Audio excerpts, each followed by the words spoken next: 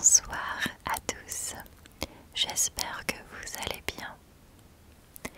Ce soir, on se retrouve dans une nouvelle vidéo ASMR de l'horreur.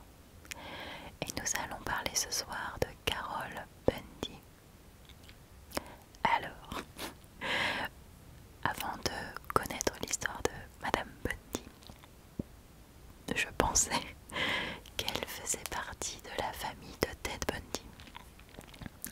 Et j'allais dire, c'est dans les gènes. Voilà, ça coule dans le sang, dans les veines, dans les artères. Ils ont ça en eux. Sauf qu'il s'avère qu'elle n'a rien à voir avec Ted Bundy. Donc, je pense que c'est le nom de famille qui pousse ces gens-là à faire des choses terribles. C'est parti. Carol Bundy est née le 26 août 1942. Comme beaucoup des personnages dont je vous parle dans ces vidéos, elle a vécu une enfance très difficile due à l'alcoolisme de ses parents. Sa mère malheureusement décède quand elle est encore assez jeune et à partir du moment où elle disparaît, Carol va subir des violences sexuelles de la part de son père. Voilà. J'ai pas réussi à trouver si il avait combattu dans l'armée durant la Seconde Guerre mondiale, parce que ça c'est un tout autre sujet, ces hommes qui revenaient de la guerre complètement détruits et qui faisaient des choses ignobles. C'est un vrai cas psychologique qui à l'époque n'était pas forcément mis en avant, mais aujourd'hui on en sait un peu plus sur les ravages psychologiques que peuvent engendrer des guerres sur le cerveau d'un humain. Voilà. Toutefois, il va finir par se remarier et Carol devient alors vraiment un poids plus qu'autre chose. Et il finira par l'envoyer dans différentes structures d'accueil. À ses 17 ans, Carol se marie avec un homme de 56 ans. Alors, j'aimerais vous dire, c'était une autre époque, mais là quand même, non, en fait,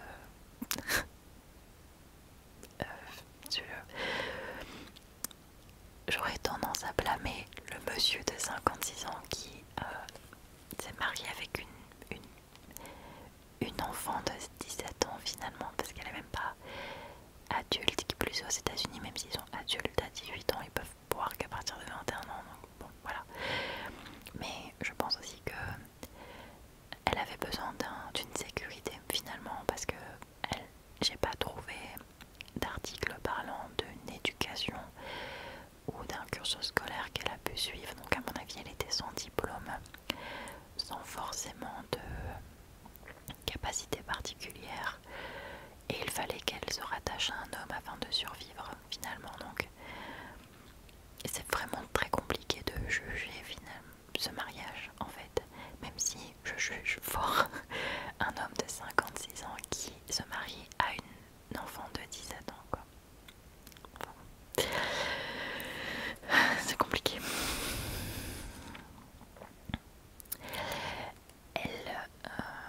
Quelques années sont passées. J'ai pas réussi à trouver ce qui s'est passé lors de ce premier mariage. Une chose est sûre, c'est que plusieurs années plus tard, elle se sépare de son troisième mari qui était violent et avec lequel elle a eu 2 fils. Elle va, à partir de ce moment-là, entretenir une relation avec Jack Murray, qui est le gestionnaire de l'immeuble dans lequel elle habite, mais également un occasionnel chanteur de country. Carol va essayer de soudoyer la femme de Jack afin qu'elle le quitte. Mais le souci c'est que Jack, même s'il n'était pas fidèle et qu'il a entretenu une relation extra-conjugale avec Carol, n'avait vraiment pas dans l'idée de quitter sa femme. Donc ils ont tout simplement pris la décision, Jack et sa femme, de la dégager de l'immeuble. Donc elle se retrouve à la rue. Néanmoins, elle a l'air de pas forcément mal le prendre puisqu'elle continue à aller voir Jack lors de ses représentations moment-là qu'elle va rencontrer Doug Clark en 1980. Elle est alors âgée de 37 ans. Ils s'installent très rapidement ensemble. Encore une fois, elle a 2 enfants. Elle n'a pas l'air d'avoir un métier. Donc il lui faut une sécurité. Il faut qu'elle puisse se rattacher à quelqu'un qui va l'entretenir et lui offrir un semblant de vie de famille à elle et à ses 2 fils. Et ils vont emménager ensemble et découvrir qu'ils partagent tous les deux les mêmes fantasmes sexuels morbides. Vous allez voir, c'est sympa.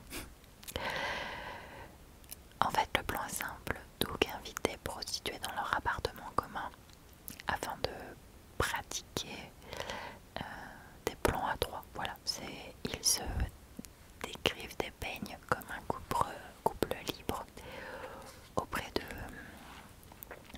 ces femmes. Alors, c'est pas choquant en fait, puisque vers la fin des années 70, début des années 80, il va vraiment y avoir une libération sexuelle de la femme. Ce sera plus quelque chose de presque honteux pour elle.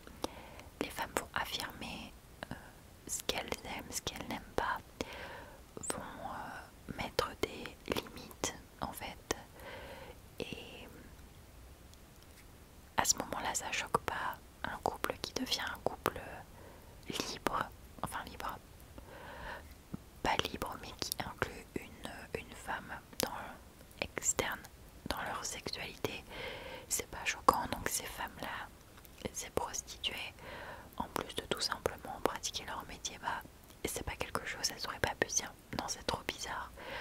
En 1940 par exemple, ça aurait pu paraître bizarre. En 1980, c'est l'émancipation de la femme, de ses besoins sexuels. Il y a un dialogue qui naît en fait de cette émancipation, et c'est bénéfique autant pour les hommes que pour les femmes. Donc elles y vont en se disant bah voilà, c'est tout simplement un couple qui est au fait de ce qu'ils veulent, de ce dont ils ont besoin, et en plus elle se fait payer puisque c'est son boulot quoi. Mais malgré tout, avec cette alors je dirais pas aide extérieure, mais avec ces femmes externes à leur couple qui rentrent dans leur sexualité, c'est pas suffisant,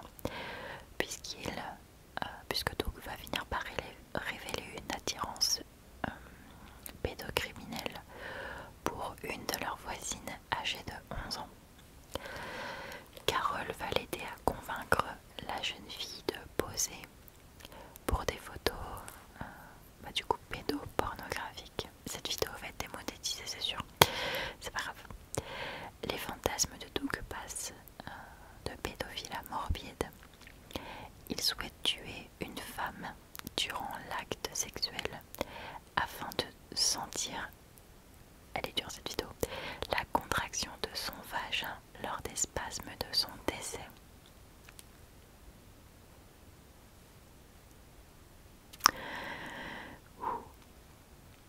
Voilà. Et j'ai appris, parce que ça m'a intriguée de dire attends, quoi? Et j'ai appris que c'était pas si peu commun que ça, et que autant il y a la nécrophilie qui existe et qui est bien connue de tous, autant il y a énormément, pour le coup c'est majoritairement des hommes, j'ai jamais trouvé de preuves, enfin, ou du moins d'articles mentionnant des femmes, ça doit exister mais voilà. Mais il y a énormément de tueurs en série, de meurtriers d'hommes qui utilisent ce procédé. Quand des fois on entend à la télé elle a été violée puis tuée, il y a souvent de très fortes chances, mais c'est pas dit au public, que la victime a été tuée durant l'acte en lui-même. On continue. Il va d'ailleurs convaincre Carole d'acheter 2 pistolets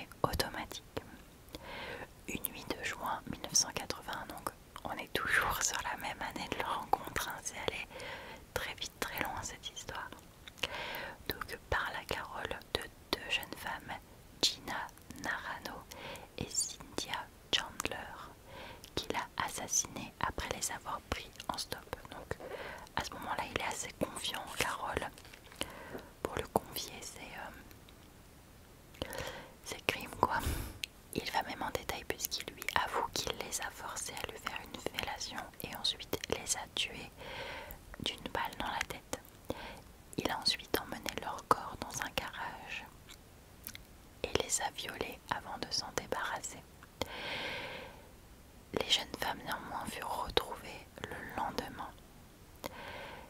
Carole, à ce moment-là, elle appelle la police pour admettre avoir des informations sur ces meurtres, mais a refusé de révéler l'identité du meurtrier. Toujours après les premiers meurtres, Doug tue 2 prostituées, Karen Jones et Exie Wilson. Comme la première fois, il les a attirées dans la voiture, les a abattues, puis s'est débarrassé de leur corps dans un endroit très visible. Cependant, cette fois-ci pour le coup, il va couper la tête de Exie et la ramène chez lui et la range dans le réfrigérateur. Ouais. Et là, attendez, vous pensez que c'est déjà fucked up, mais attendez. Carole, un matin se levant, décide de préparer le petit déjeuner et ouvre donc le frigo où se trouve la tête. Et à ce moment-là, vous vous dites, bon, elle va crier, elle va dire waouh, par contre là ça va. Non, non, elle la maquille. Je suis désolée, je sais que des fois vous me dites, hein, il y en a qui me disent, ouais, tu rigoles quand même de ça. Mais c'est l'absurde de la situation, c'est. Lui, c'est un monstre qui a tué une femme, a découpé la tête et l'a ramenée dans son frigo. Elle la trouve le matin et au lieu de dire waouh, ça va trop loin, elle sort la tête, va chercher sa palette maquillage et maquille la tête. À quel moment en fait? Pourquoi? Comment? J'aimerais pouvoir discuter avec ces gens-là juste pour comprendre pourquoi à ce moment-là, au lieu de, ne serait-ce que, je sais pas, refermer le réfrigérateur en disant il est trop tôt pour que je m'occupe de ça. Non, non, elle sort la tête, la pose sur la table et lui fait un petit ravalement de façade. J'arrive pas à comprendre et là, ça a l'air tellement peu probable comme réaction que ça en devient absurde quoi.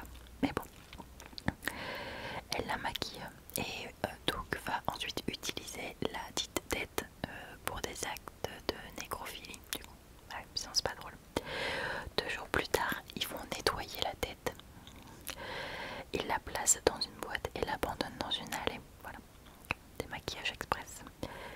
3 jours après ça, une autre victime est retrouvée dans les bois. Durant cette période, Carole, elle va continuer d'assister au concert de Jack et d'entretenir une relation cordiale avec lui. C'est son poteau quoi. Voilà. Mais un jour après avoir trop bu, elle lui raconte ce que Doug et elle ont fait. Et là le poteau, bah, il est choqué. Jack laisse sous-entendre malheureusement qu'il va appeler la police parce que qu'est-ce que tu veux faire avec une révélation pareille à part appeler la police quoi et prendre rendez-vous chez le premier psychanalyste qui passe.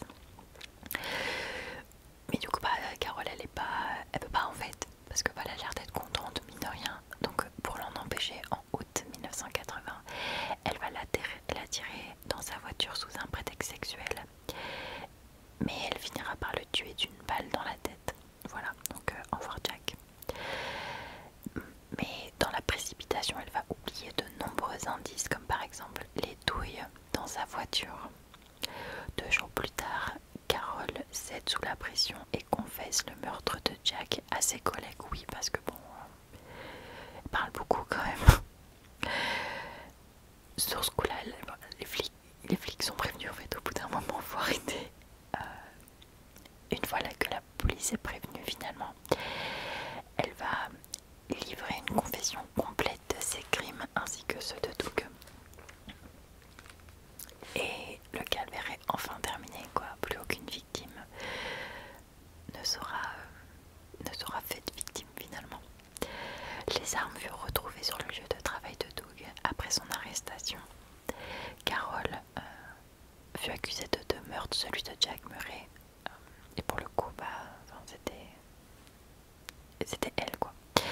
Et celui d'une victime non identifiée, dont elle avait admis avoir été témoin et avoir donné à Doug le pistolet. Doug fut accusé de 6 meurtres au total, mais on pense qu'il y en a beaucoup plus.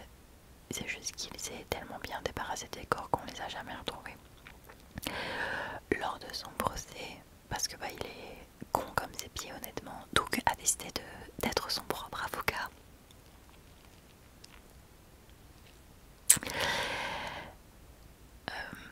Et il va tenter de prouver que c'est Carol et Jack qui avaient commis les meurtres et qu'on lui avait collé sur le dos. Mais Carol a obtenu une immunité de poursuite pour d'autres crimes si elle témoigne contre Doug au procès. Et c'est ce qu'elle a fait. Doug a finalement été condamné des 6 meurtres, faut pas déconner, c'est un très mauvais auto-avocat. Et il est condamné à mort en 1983. En 2021, donc il y a 2 ans, Doug était toujours dans le couloir de la mort. Je vous dis, cette histoire de couloir de la mort, je la comprends pas. Carol, elle a été condamnée à 25 ans de prison pour le meurtre de Jack et 27 pour le second meurtre, donc elle sortira pas. Donc, voilà. Et c'est le cas puisqu'elle est morte le 9 décembre 2003 à 66 ans, 61 ans pardon, d'une insuffisance cardiaque en prison. Voilà. Vous savez quoi, je crois que je vais même pas la monétiser cette vidéo. Je vais essayer de passer sous le radar parce que je suis même pas sûre que YouTube me permette de la garder. Elle est dure, celle-là elle est dure. On parle de choses vraiment dures. Je sais encore une fois que cette série de vidéos est un peu controversée et j'essaye d'y apporter une petite touche d'humour pour que ce soit un peu plus digeste pour vous. Je ne me moque absolument pas des victimes, pas du tout. Ce sont des monstres, très clairement. Je peux pas vous faire leur analyse psychologique d'une parce que je ne suis pas psychologue, mais surtout parce que ce serait beaucoup trop complexe. On en sait très peu sur la vie de Doug. Est-ce que lui aussi a subi des violences quand il était enfant qui l'ont complètement retourné le cerveau? Il y a énormément de facteurs psychologiques à prendre en compte quand on s'intéresse à ce genre de cas, à ce genre de personnes. Parce qu'encore une fois, on ne naît pas méchant, on le devient finalement. Quand vous voyez un bébé à la naissance, vous dites pas lui ce sera un tueur en série. Pas du tout. C'est l'environnement dans lequel on grandit, c'est l'éducation qu'on reçoit, c'est dans ces années très importantes pour notre développement, s'il se passe quelque chose de négatif qui impacte la personne, ça peut complètement changer le développement de sa personnalité. Ce sont des monstres, très clairement. Et je suis peinée pour les victimes. Ça me fait toujours quelque chose quand on parle d'enfants. Parce que voilà, l'enfance c'est un peu le moment de l'innocence, de l'ignorance. Et on est vite fait d'être influencé finalement par des personnes très persuasives. Et on finit par faire des choses qu'on n'a même pas envie de faire. Donc voilà. Écoutez, j'espère que cette vidéo vous aura plu. Visiblement, que ce soit Ted Bundy ou Carol Bundy, il y a des problèmes chez les Bundy. Je ne sais pas si vous-même vous êtes un Bundy ou si quelqu'un de votre entourage est un Bundy. Dites-moi, parce que je commence à me dire que c'est un truc de nom de famille. Les mots disent nom de famille, j'en sais rien. Je vous souhaite à tous une très bonne nuit. J'espère que vous arriverez à dormir.